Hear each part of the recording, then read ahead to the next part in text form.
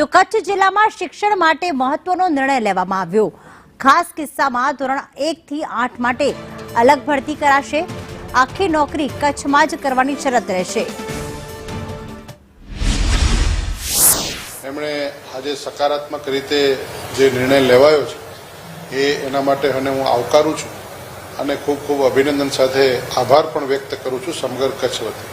કચ્છ જિલ્લો એક બોર્ડર ઉપરનો જિલ્લો છે, 1/4 ઓફ ગુજરાત છે અને આટલા મોટા જિલ્લાની અંદર શિક્ષકો વર્ષોથી નોકરી કરતા હતા, પરંતુ એમને પણ એમના વતને જવાનું હોય, એમને એમના ઘર નજીક જવાનું હોય ત્યારે નિયમાનુસાર એમણે પોતાની બદલી માંગી હોય અને બદલી થઈને જતા હોય ત્યારે કચ્છની અંદર શિક્ષકોની ઘટ પડતી હતી।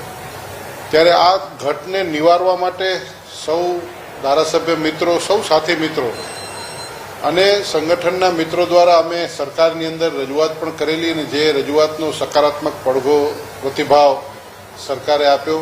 માનનીય મુખ્યમંત્રી શ્રી ભૂપેન્દ્રભાઈ પટેલ સાહેબ અને શિક્ષણ મંત્રી કુબેરભાઈ ડિંડોર અને પ્રફુલભાઈ પાનસેરિયા સાહેબ, આ બધા જ મિત્રોએ સરકારની અંદરથી એક સકારાત્મક જે નિર્ણય લીધો છે એ પૈકી રૂટીન ભરતી તો થશે જ, પણ એ ઉપરાંત ધોરણ 1 થી 5 માટે 2500 શિક્ષકોની ભરતી અને 6 થી 8 માટે 1600 શિક્ષકોની ભરતી, વધારાના 4100 શિક્ષકોની ભરતી કચ્છ જિલ્લા માટે થશે, જે રૂટીન ભરતીથી ઉપરાંતના છે, જેની અંદર કચ્છના સ્થાનિક લોકોને ભરતી કરવામાં આવશે અથવા તો અને જેની ભરતી થશે એને રિટાયરમેન્ટ સુધી ત્યાંથી બદલી કરવામાં નહીં આવે। એટલે જે કચ્છની જે શિક્ષકોના ઘટની સમસ્યા છે એ સમસ્યાનો હવે અંત આવશે।